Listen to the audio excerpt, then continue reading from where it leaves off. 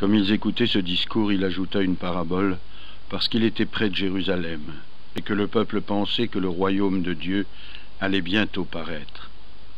Il dit donc, un homme de grande naissance s'en alla dans un pays lointain pour être investi de la royauté et revenir ensuite.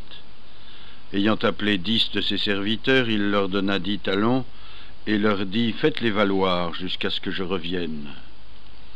Mais ses concitoyens le haïssaient, et ils envoyèrent après lui des députés chargés de dire « Nous ne voulons pas que cet homme règne sur nous ».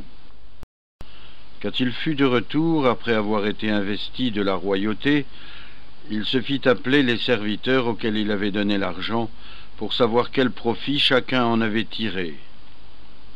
Le premier vint et dit « Seigneur, votre talent a gagné 10 autres talents. » Il lui dit « C'est bien, bon serviteur. Tu as été fidèle en peu de choses, reçois le gouvernement de 10 villes. » Le second vint et dit « Seigneur, votre talent a produit 5 autres talents. » Toi aussi, lui dit-il, gouverne 5 villes. Puis un autre vint et dit « Seigneur, voici votre talent que j'ai gardé en dépôt dans un linge.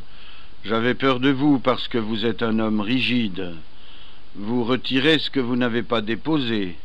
Vous moissonnez ce que vous n'avez pas semé. » Le roi lui répondit « Je te juge sur tes paroles, méchant serviteur.